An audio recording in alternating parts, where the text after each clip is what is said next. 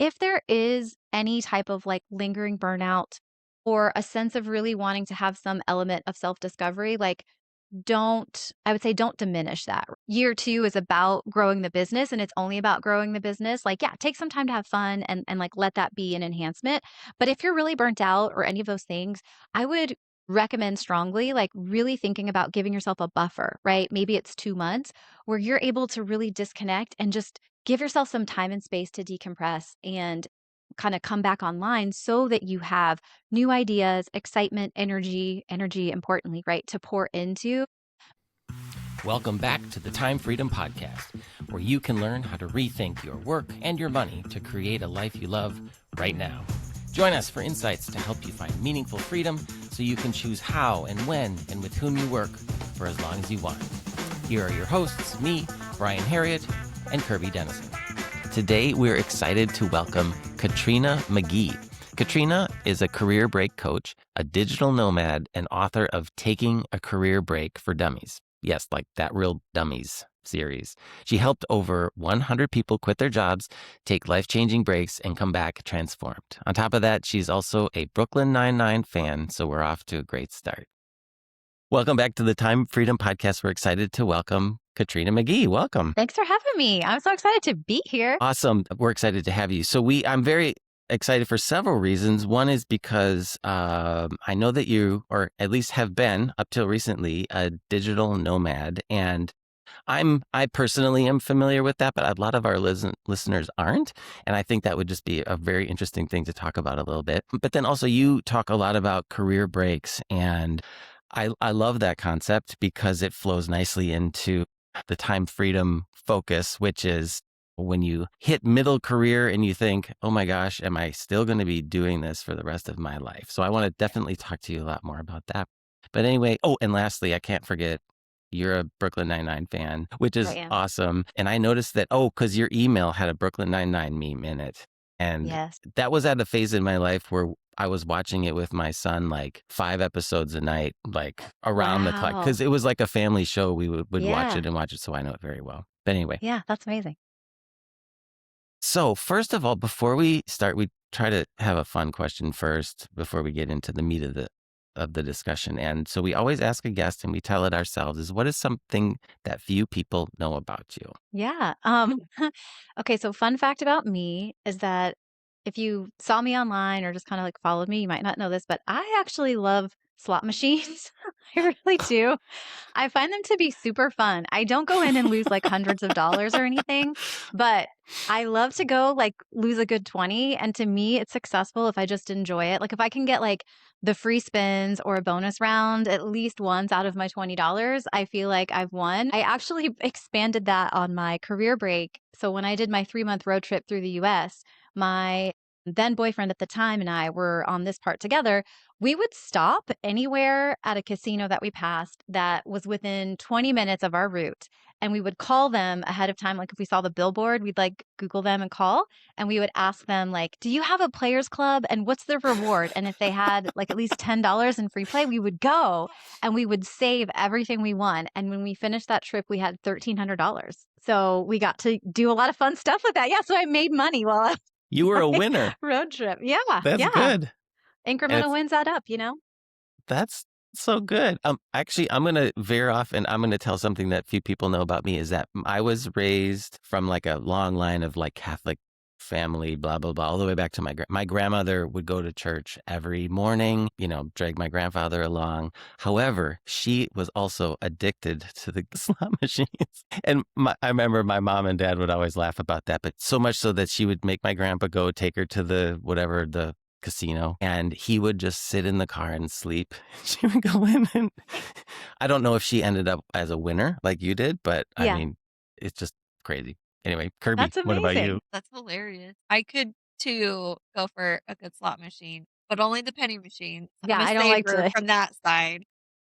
Yeah. So my one thing actually is that I'm really terrible at geography, like so bad that Skylar came home. She's our oldest. She's 7. So she's in 2nd grade and she was asking about where Africa was. And I was like so confident in my answer. And I was giving Travis a hard time because I'm like, don't you know where Africa is? I was like, it's in South America. Oh He my didn't like did not challenge me at all. And so then like a few days later, I was like, that really just doesn't sound right. And so I Googled it. Clearly, Africa is not in South America. You are really challenged. Oh my gosh. Yeah, that's Yeah, pretty that's like a whole bad. It's so continent. bad. Like geography is not mine. You tell me a location, I literally will have to look it up because I'm like, I think I know where it's at, but I don't really know where it's at. So, My geography is okay, but my sense of direction is terrible. oh If I'm yeah, in me like, too. especially if I'm in like a downtown of a big city, and my wife will be like, "We have to head north. Which way is north?" And I'll just like point up. That's what my solution to that. That's north. Yeah, It's a Well, good solve. that's rough. before we jump in, what we like to do for our listeners is to kind of help give them a sense of our guest, meaning like, can you give us some like personal demographics just so that they can place you? And then also some professional demographics, just a kind of a short and Sure. sweet age, that kind of stuff, if you're willing. Yeah, I'll do the quick hits. So yeah, I grew up in West Virginia.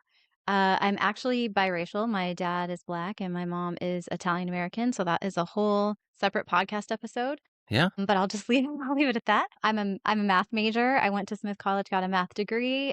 I'm transitioning into some of the professional stuff. So my first career was actually as a healthcare actuary. I worked down in Atlanta, got my MBA, switched into market research, went out to General Mills, lived in Minneapolis for several years, and then launched my third business as a certified life coach and career break and sabbatical coach.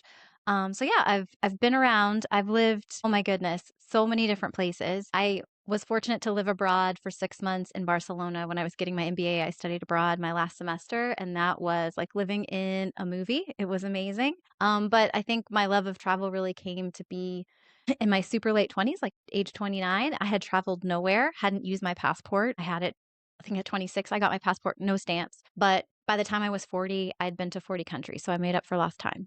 Wow. That's amazing. Yeah. Wow. Yeah. See, I hear that, and I think I don't have many regrets in life, but I wish I would have taken a short break after high school or after college and like just bummed around Europe at least for a little bit. I mean, fortunately, that's something I could still do, and I It plan is. to. I'm Yeah. not going to be probably staying in hostels though because of my Fair. back. My back. I just turned That's 50 fair. 2 weeks ago. Well, I'm 46, so I'm not too far behind you. Okay. I never, yeah, I don't feel 50. I mean, physically I feel 50, but mentally I feel in my 30s still. I don't know if Yeah. that's true of you. So tell us more, like, how did digital nomad kind of lifestyle just come about, or when did you know? Ah, And yeah, yeah. Well, I took my first career break in 2013. And at that point, I lived, for 20 months. So my break was 20 months long. I used it to travel around the world. Part of that was the road trip I referred to earlier, but also to go abroad. And, living abroad and being able to basically have location independence, go where I wanted to go, be where I wanted to be, felt so good to me. I mean, as somebody that had never traveled solo before that abroad, I had traveled a lot by myself domestically, but the only trip I ever took solo was to take like a weekend trip to Belgium when I was studying in Barcelona. That was it. Everything else was always with other people or it just was domestic. So this was like a really big deal. Am I even a good solo traveler? I have no idea. But when I did it, it felt right. It felt like some part of me came alive and it felt so much in alignment with what my spirit really wanted for me in that season of my life. And I just remember thinking like I want to feel this free again someday. I didn't know what that would look like. I went back to corporate at the end of my break. One of my things is that I landed, 5 job offers in 5 weeks after coming back and uploading my resume, which is evidence that was evidence for me that there was really something to taking a break beyond just feeling good during the break. But yeah, I went back to corporate. I had a normal desk job, but then I ended up leaving that job a year into it to go work for a smaller company that was fully remote. And we had like an office space that they rented for company meetings and stuff, but we were basically working from home all the time. So combine my career break experience of feeling free and loving to travel and having that independence, and then like being able to actually just work. I wasn't traveling for that work. I was working in my office in Minneapolis, but or in my home office in Minneapolis, but like those two kind of came together. I think they planted seeds for me to just know like, yes, this is something I want to do. And now I have experience sort of with both aspects of this. And so when I ended up going full time into my business was fully remote. I was a career break coach. I was not going going to find a lot of clients locally, right? Like no matter where you live, Yeah. there's probably not 30 people, looking to take a break at the same time. So I knew it was always in my heart, I always knew it was going to be a remote business, but it was like, wow, all these dots are connecting and I can just sort of figure this out. And I've started coaching remotely. I've only coached one person in my whole lifetime. I've met a lot of my clients in person later on, but actual coaching. So remote was normal for me. And yeah, I just kind of parlayed that into a life of location independence. And I ended up taking another sort of break as I was launching my business full time. I really hit burnout after doing part-time entrepreneur and like full-time / part-time corporate job. It just was too much. Yeah.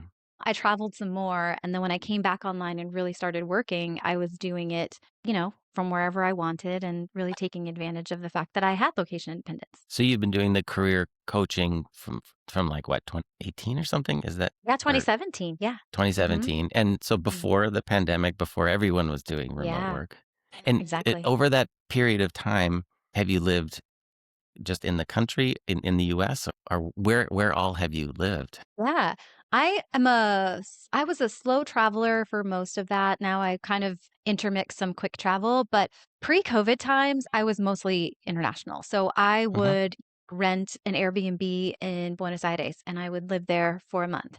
And then, Wow. I might go to Europe and slow travel my way through Italy for a month. And that would be different locations, but sometimes I would decide in the moment. Like I remember one time I was in La Spezia, which is at this like just south of the Cinque Terre, and I remember I've going to been there. dinner that night, and I had to leave the next day. Like my B&B was like up, and I was like, I think I want to go to Florence, but I'm not sure.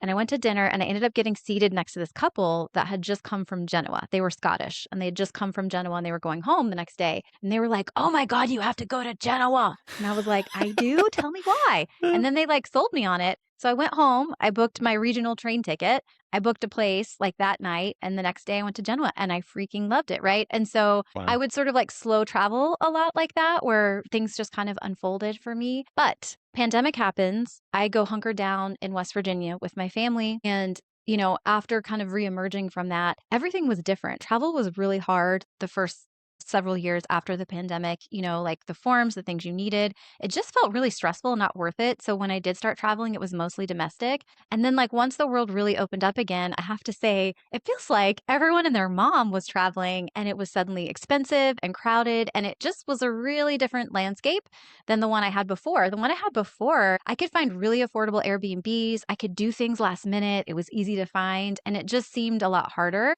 So I would say these days for the last maybe 3 years, I'm pretty much like 85% domestic. So I float around a lot Uh-huh. in the US, but I do take probably 2 to 3 international trips in a year. But a lot of those have sort of like a work purpose. And then I make it fun by adding on more time or something like that. I had heard at one point that it's because, housing prices are so up there that people who would normally be able to buy a house now can't. And so they're spending their money on trips and travel and things like that and then pushing all that up. So crazy. Yeah. So I'm also curious about what I had in a little bit of the research that I had done on you. It sounds like you're considering shifting kind of out of digital nomad focus, at least for now. And I'm curious how Yeah. that came about and what that means for you. Yeah, I feel like it's been a slow burn for me to want to get back to more of a home-based life. If I was making, lots and lots of cash, if there was lots and lots of cash, I definitely would be doing a hybrid. So I think my dream is having a home base and then just still having flexibility and freedom to travel when I want to travel. But there are parts of life that I think are harder to keep up with. Consistency is really helpful for many things. So I'm 46. I've never been married. Would love to meet my person if he exists. Dating is hard when you travel all the time and you're like, hey, it's nice to meet you. We can go on a date, but I'm going to be in a completely different state or country 2 weeks from now, So there's dating. there's fitness, like, wanting to take care of my health, being at this age and really going through it with perimenopause and just realizing like bone density matters, muscle mass matters. Like I have to build these things now. And I just completed a 1 year fitness program. I lost 26 pounds. But this next year for me is really about building muscle and like that bone density and putting it back on. But having a gym membership, I can definitely do it, right? Like traveling, I did it last year, but it's so much easier when you have a routine Yeah. and you have a community and you just sort of get into the rhythm of that. And then work, right? I lose time in a week planning travel, booking travel, making travel happen, driving, flying, whatever it is. And I don't begrudge that. I do somewhat enjoy it, but it competes against time I could be working. So, or doing other things. And so I just feel like there are aspects of my life that get neglected when I am a nomad. I think there are benefits to being a nomad for sure, but I'm just feeling like in this season of my life, I have big goals that are going to be benefited by me being more stationary. Yeah, I had their friends. They live in Alameda, where I live in California, and they did a 2 year around the world thing with their family, and they had a great time. But Angie, who was the one coordinating all the travel, was like, I couldn't sometimes appreciate where I was because I was already planning for the next place, and I don't think she recognized that it would be like that until she was in the Yeah. middle of it. It's kind of interesting. I also like what you say in talking about the seasons of life. I think people, I don't know, my experience is like when you have something and then you want the other thing, whatever it is, it could be you have travel, you want stationary life. If you live stationary, you want travel. I agree. Like hybrid has been great. The situation that our family's been able to figure out is where we live in California, where our son goes to school. And then during the off season, we go and we have a cabin in northern Wisconsin, which is a nice change. And the change is nice, but they're both stationary. So I have that. We want to, when he goes to college, take 3 months and live in Spain 1 year, 3 months in New York or something like that 1 year. Yeah. So what we want, what you have, and vice versa. Yeah, I love variation too. One of my favorite sayings is variation creates appreciation. And I just think the contrast of Huh. life, right? Like sometimes you want to be busy and you feel so bored and you're like, I just wish I had people and things in my life to do. And then other seasons, it's full of busy and you're grateful for it, but you're like, I'm so exhausted. All I want is like a season where I can rest. And I just think it helps like to switch it up and be honest about where you're at in life and what season you're in helps you appreciate the good things about where you are. And also when you get to the place you want to go, appreciate like what's different and unique about that as well. Yeah.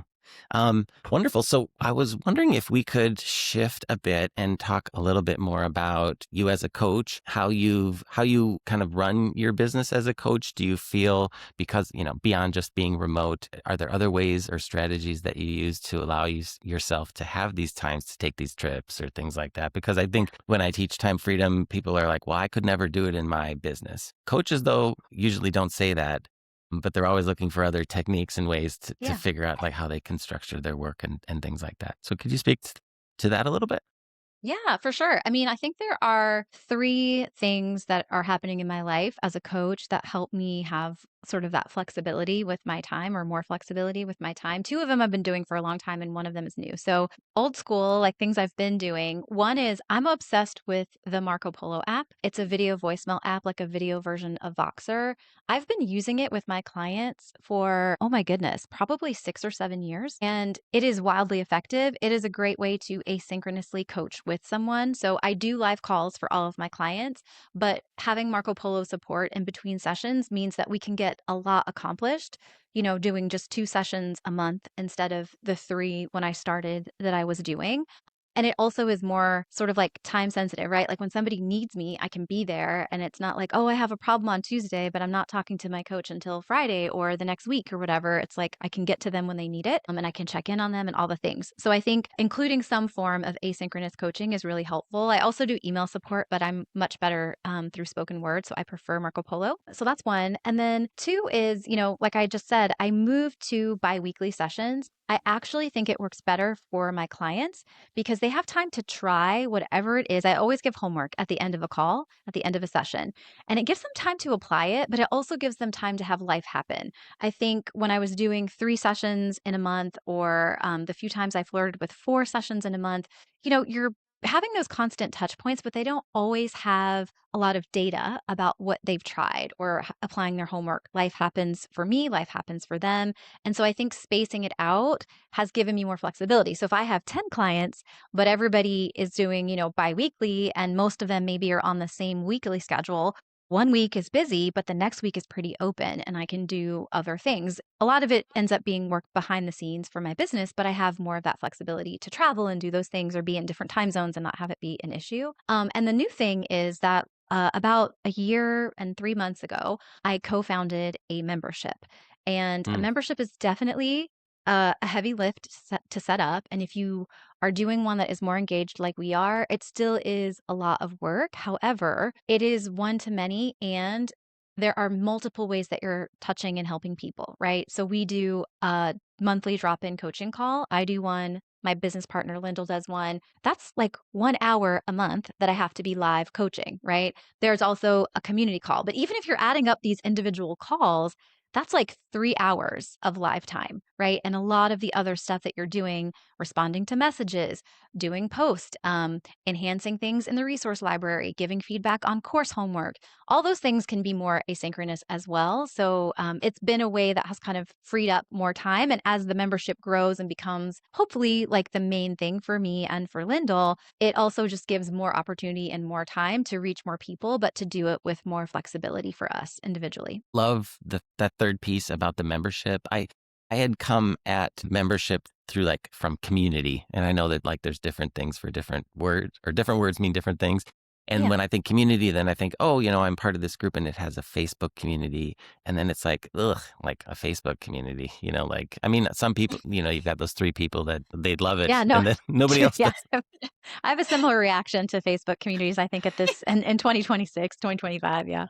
Yeah, and then I went to a conference and a guy spoke about how, he had this, it was some $1 million community, whatever. That number didn't matter, but he was talking about basically what it sounded like more was like a membership. And it was amazing, like the things that you could still do and the value that you could provide. And, beyond just getting people together, making connections, but then he also, he would go around and speak and knew all these people. So then he could like help make connections outside of the community. Like there was just a ton there and I saw the value in it. And I've totally now switched my mind. It's like a community does not have to be a Facebook community. It can be something Yeah. so much more. Yeah, and we have a separate platform for similar reasons. Like Facebook was never really going to be the thing for us. So Mhm. we did a lot of platform shopping before we picked one and chose I'm one. curious what you looked at and what you went with because we're in the same Yeah. Oh my process. goodness. Like so many, right? But the main ones like Mighty Networks and Yep. Circle, and then Yep. there's like Kajabi and sort of going down all the rabbit holes. Some of the unnamed ones that I don't even really remember that were newer. I don't remember if Podio was doing something, but there were like smaller ones that had like community-ish, Hmm. membership-ish features, but it was just not.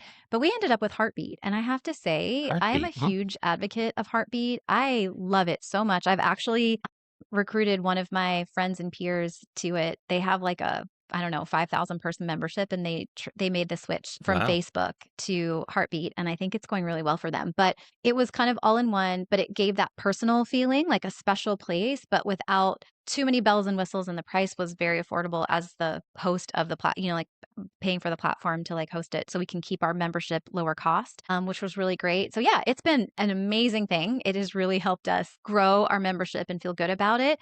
But, to your point about membership and community, Lyndall, I think, thinks of it more like a community because she really likes that gathering space and holding space and energy for lots of people.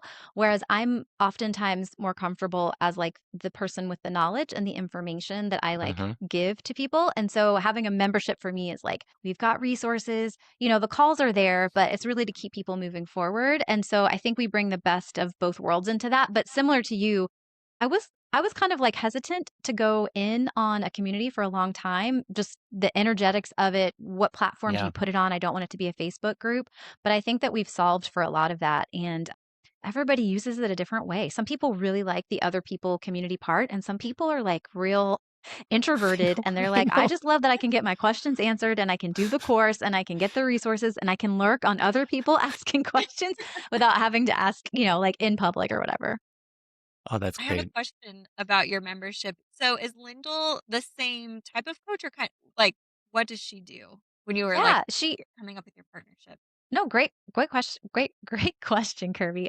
She is a sabbatical coach as well, and she's been doing it for, I think about 8 years herself. So we both have been doing it for a long time. And she was actually the technical editor of my book, which is how we really got Mm. to experience working together for the first time. I wrote the book. She was editing the book for accuracy, and that was like a 9-month experience, and it went really well. And I really appreciated how she showed up to help me write the best book possible.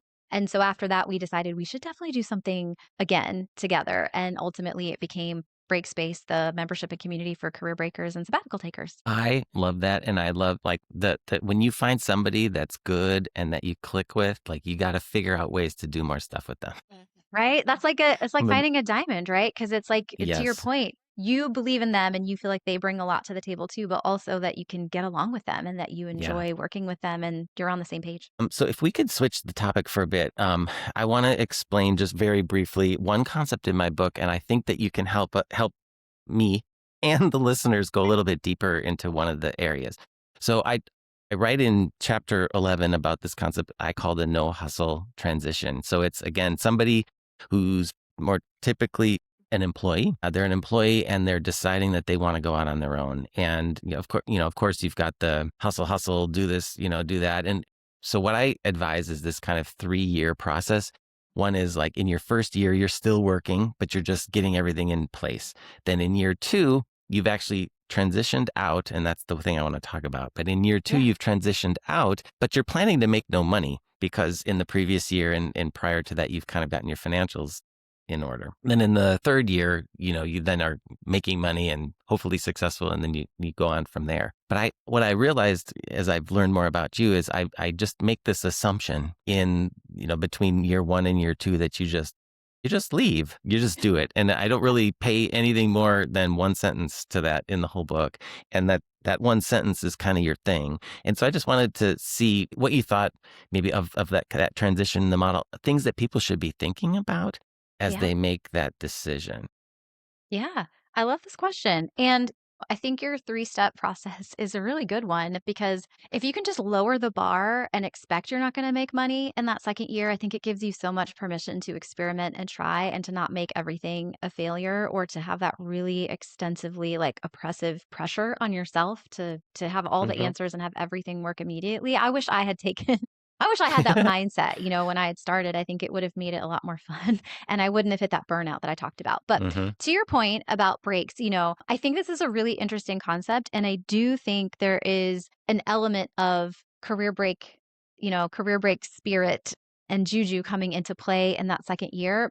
The one thing I'll caution for anybody that, is applying it that way is that if there is any type of like lingering burnout or a sense of really wanting to have some element of self discovery, like I would say don't diminish that, right? Year 2 is about growing the business and it's only about growing the business. Like, yeah, take some time to have fun and like let that be an enhancement.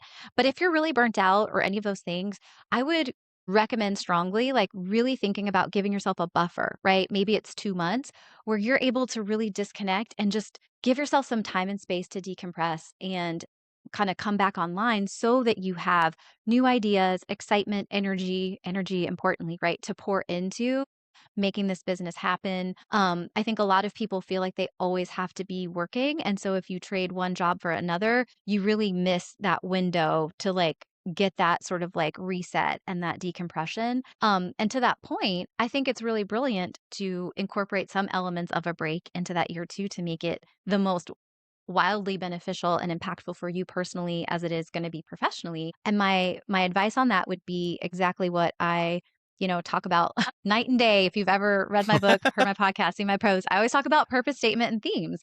And I would say this is a perfect opportunity in that year 2 to create a purpose for year 2. What is that year about? And to have themes. I always recommend 3 to 4 themes for that year. And just thinking about what are the things I want to focus on. For sure, launching this business or getting this Mm-hmm. thing off the ground is going to be a mega theme, but leave space for three other themes to emerge that are much more centered on you, your well-being, your joy, things that are going to fuel you, right? Things that are going to pour into you so that you have more to pour into this business or this idea or whatever it is that you are experimenting with and growing. So yeah, I would say my advice would be do what anybody on a career break should do at the beginning or even before it starts, and map out what your purpose statement and themes are going to be for that year so that you're getting everything that you can out of it and you're getting what you need. I love that. And how I heard some of what you said at the beginning was if you take 3 months to decompress and then you go hard for 9 months, not hard, go at it for 9 months, those 9 months will be more productive than if you just tried to flip over and spent 12 months doing it. And you're like, oh. 1,000%. That is exactly, yes, that is exactly what I'm saying. Wonderful. So another concept of the book in chapter 6 that I do before, you start to lay out what you want to do and pursue, like what time freedom is a concept, but it's like in pursuit of what is this lifestyle planning. And I always ask a guest, like, where do you see yourself going 10 years from now? And if it's possible, because I feel like you're at I'm not an expert on you at all. We've just met really, but you're at kind of a transition point, which is very interesting. And the technique in the book for listeners as a reminder is you kind of take a stock of your life. The way I do it is actually in 4 components. It's who you're with, kind of your relationships, because that's of utmost importance. Then it's actually where you live, because I feel like if you're a city person living in the country, you're not going to be very happy. The third is or vice versa. The third is what you do. Usually that's job. And then the fourth is how you kind of take care of yourself. And you look at that now. Then I actually suggest people look back 10 years, because more often than not, you're like, you go, wow, think of what I've done in 10 years. Now, that's not always the case, and I want to, be careful with that. But then that gets you in the right frame of mind to be like, what is it going to look like for me in 10 years? Now, things totally change. So I don't know if, based on that crazy layout that I just set you up for, where do you see yourself in 10 years? It seems like you're the type of person that would have given that some thought. I love that you think that. I love that I come off that way. Actually, no, I have no idea. I'm just kidding. Okay, yeah. So I love your lenses. Like the four lenses that you just shared are brilliant. I co-sign on those. I think what has always been hard for me from the time I was 21 and started my first job as a healthcare actuary is everybody, at your company wants you to have like your 5-year plan. Where would you like to go? What do you want your career to be, right? Because the thought being, if you're aiming for something, you're much more likely to hit that target. But what I have experienced in my life, and I really do think sometimes we all have like different missions that we're living out here on life and have very different experiences and challenges, right? And I feel like my sort of thing has been life never does what I want it to, and it never does exactly what I thought it would. Sometimes it's way better and sometimes it's worse, right? Like, my younger brother passed away very unexpectedly 1 week before my career break started, and he was my favorite person. So my whole entire thing is that I'm saving for 18 months. I'm planning for 2 years. I'm so excited for this break. And then like the worst moment in my whole life is happening at the same time that one of the best moments is happening. That was not in my 10-year plan. That was not in my 5-year plan. Right. Honestly, I didn't even know what I wanted to do when I was an actuary. I just knew I can't do this forever, but it pays really well. So let me do this until I figure out what comes next. And I just think I'm very aware. I can make all the plans. Like me personally, some people make plans and they crush it. I can make all the plans, but life is just like, those are cute. This is what we're going to do instead, And even my book deal came to me by an email from an editor at Wiley, very unexpected. I didn't have a book proposal. I did not have writing a book on my vision board of like, what I was going to do in the next several years. But I just got an email that said, taking a career break for dummies, ? And then it was like, would you like to collaborate with us to write this book? And I'm like, do they know that I'm not an author? Like, what? I've never written a book. What? And then I had to go through my own mental like growth and self-reflection to just decide I was a person who could write a dummies book, which was one of the hardest things I've done, but also one of the most worthwhile. But that wouldn't have been on my vision board either, right? Like it wasn't like all these things. So for better and for worse, I think I'm always innately aware just because of my own life journey that I can tell you in 2 years what I would like. And maybe some of it will happen, but a lot of it will be different. Some of it better, maybe some of it worse. Yeah. And that's okay. Like, I think my job is to show up for what is and to always have a goal of what I want, but to not put it into a timeline. Would I love to meet my person? Yes. If I'm being super honest, being 46, Does it feel like it gets harder every year? Also, yes, right? But it's like, maybe I will, maybe I won't. I find things to love about my life regardless. But I know if I tell you in 10 years, I hope I'm married, maybe I will be, maybe I won't. So it's like, I would love to have a life partner. I would love to, like I said, focus on my health and get stronger. I would love to be there for my family, and I would love to grow my business so that I can financially support causes and people and things in myself, like, things I Oh, that's believe in great. myself as well. And I want my business to be so amazing that I'm the known person for career break support, and that our membership is like the premier resource. Like, if you want to take a break, everybody knows you go to Breakspace to get support for that, because it is kind of a blue ocean and it is really amazing support, right? I would love all those things to be true, and I don't know what will happen. So I love the 4 lenses. I feel like that really resonates, but I really don't think in tenure bands, just because I feel like life will do whatever it wants anyway. I totally appreciate that. I have this new mantra where I'm like, I'm just trying to have a more interesting life. And so if somebody poses a thing to do, I'm like, well, first of all, if you're going to do all the work to like organize this thing, I'm going to definitely go do it, Yeah. and that could be small or that could be big. And like the fact, so yeah. And like getting that email, you could have been like, what is this spam? That's what I would have thought. No, I did. I almost deleted it because I was like, Mhm. please, like the Dummies people are not sending random emails to people about writing books. I love But it. it was real. And I'm a huge dummy. I'm a huge Dummies reader. My first Dummies book was 1996, I think it was. I had just been like taken advantage of by an insurance salesman and sold this awful product. And I didn't know anything about money or finance. And I went to the Barnes & Noble in Madison, Wisconsin, and I looked up Personal Finance for Dummies, Eric Tyson, Oh volume my gosh. version 2. And I think that book is still going. It must be on like version 10 or something like Yeah, that. amazing. But anyway, I just want to mention one other thing, because you want to be known for the person around career breaks. I think that is so cool. I was just doing a quick presentation on this concept that I have in the book called a catalyst, where it's like, how do you simplify what you do and have more massive growth? And I think there's 3 ways to get there. There's like the, extraordinary skill that you have. Like the example is my son sold a car when he was 7. Like his is sales, right? And Gosh, then there's like an exponential relationship that you have. Oh, actually, I have a good example here. I just met an author who had Mel Robbins on the blurb her book. And I thought, how did you know Mel Robbins? She's super famous. She's like, well, it was my daughter's roommate's mom.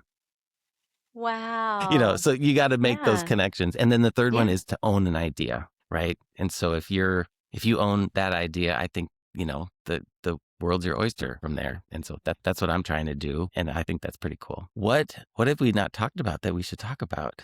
Can you think of Well, I anything have a else? question for you, Brian, because you Yeah. alluded to it for a second and then you teased me and you said you would Oh, talk about it on the podcast. And uh-oh. that is just, how did you come to know about Hmm. me? Mm.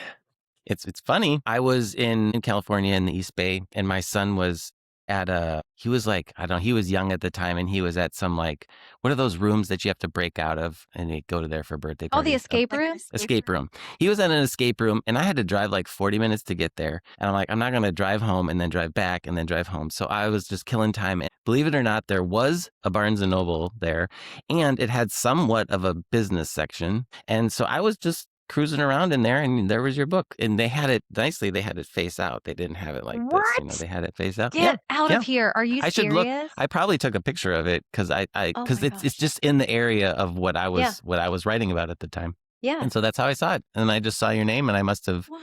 looked you up and got on your email list. And Oh my then gosh. you were talking about Charles Boyle, and I was hooked. Yeah, you're like, I have sold. Oh my gosh, that is such a fun story. And I just have to say, I have a theory that book finds, like in a Barnes and Noble, it finds the people that like are supposed to know me. Not even like supposed Yeah. to read the book, but supposed to know me, because that book is always hidden. It is tinier than the average Dummies book because they chose to go with the smaller format. So when you put it Uh-huh. on a shelf, it actually recedes and you can't see it because the spine doesn't come out as far as the others. Oh, And I it's know what you always on the mean, bottom yeah. shelf, and it's always like crammed in between big books. Like I literally go looking for it to like sign a copy when I just travel around, because it's a fun thing for me to do. And Yeah. it's hard for me, knowing the book exists, to even find it. But I've had like 2 or 3 people say they were in a Barnes and Noble and they randomly found my book, and one became like one of my most amazing client transformation stories. It was his wife who found it and then Cool. made him hire me. It was incredible. And like you finding it, and now we're connected and your book is coming out, and like there's so much alignment in what we're doing. But like, yeah, I have a theory that that book, like, it only finds people that really need it, like in a Barnes and Noble. Like, I don't think anybody else ever sees that book in the store. Well, findability of a book, that's a great thing. Like when I originally signed with my publisher, it was just going to be straight to online. And then only after, we started making some progress and getting some momentum that they're like, no, no, no, we want to give you trade distribution. And so now I'm really excited because I want that experience of somebody happening to find it. So now I want to have this same very experience for my own book. Yeah, I love that. Well, my secret is go sign it, and sometimes they'll feature it somewhere because it's a signed copy, or you can Oh. just sign it and then like put it out front facing when you walk out of the store so that somebody will find it. I do that sometimes too. Or leave a note like, seriously, this is me. I'm signing it. Yeah, Email me. seriously. Yeah. That's cool. They'll give you little gold stickers you can put on the book that are like signed by the author. I love it. So, Katrina, where can people find you and learn more about your work? Yeah, I think the most fun way for people that are, they're listening to this podcast. So you probably are listening and you like podcasts, to check out my podcast, because I do a mix of client stories, my story, but also a lot of really practical advice and tactical stuff broken into like 15 to 20-minute episodes. So they're really digestible. So the podcast is called Taking a Career Break with Katrina McGhee. And you can find it, Spotify, iTunes, like go look for it, subscribe to it, check it out. And, if you're even thinking about a break, I think it's wildly helpful to kind of understand what it would entail and what a break means. But I have a lot of people who are navigating a break when they find it, and they say that it's really affirming and helps them build confidence and clarity in how to make their break really what they need it to be and to feel like it was a success. So that's the best way to, I think, engage with me. Or if you want support, come to Breakspace. That's a great place to be as well. Great. And we'll put those links in the episode notes. Katrina, thank you so much for coming. It was a great conversation. Oh my gosh, Brian, I had the best time. Thank you to both you and Kirby for having me. All right. Well, it's just Kirby and I now. What a great guest. It was so nice to talk to Katrina. I think what I took away from the conversation was she had the phrase, variation creates appreciation. I never heard it said that way. It's a nice, cool way to say it. But what it made me think of is, you appreciate vacation because you work. You appreciate work because, if life is always vacation, then you don't appreciate vacation. I thought that was really great. And then I was just also impressed with her approach to life. If you want to do something, then you just go do it. You want to go live in Barcelona, then live in Barcelona. I think that's a great way to approach life. Yeah, it really is. And it goes back to going back to the variation creates appreciation. You even mentioned it in the episode of like when you have one way, you want it to be the other, like to be able to travel more, or she wants to, have a home base. So I think that it does just really make you kind of look at the other side and appreciate which side you're on. For me, it was the looking at your year as a night and day. So like, what's your purpose and themes? I've always looked at it big picture, from a business standpoint. I was like, what's the purpose of your business? What's the theme of your business? But never year to year. So I thought that was really interesting because as you go through every year, your goals change, where you're headed, life happens, like she said. And so just looking at it on a year to year and also at the bigger scale just made so much sense. Made me realize that this year, I guess, is a physical fitness themed year for me because I'd let it slip for a couple of years. Not so bad, but I'm really committed to it this year. And I guess that's one of my themes for this year. Yeah. Yeah. And having more than one theme for the year. Like she said, the wellness, the health, and not just one aspect. So it was really a nice perspective. Well, it was. All right. Well, thanks. Hopefully everyone appreciated our episode. And please, if you did, like and subscribe and do all the things that you do because it really does help us out. It helps us get found. And that's a good thing. More people can listen. Thanks so much. And we'll see you next week. See you next week.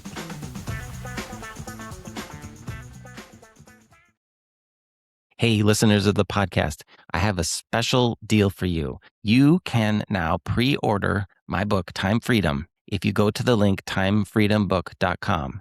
And my special is, normally, if you order 3 books, you can get the audiobook free immediately. If you put the promo code podcast, you can order 1 book at your favorite retailer, Amazon, bookshop.org, Barnes & Noble, wherever, and put your order number in the form, put the promo code podcast, and I'll immediately send you the audiobook for free right away, so you don't have to wait.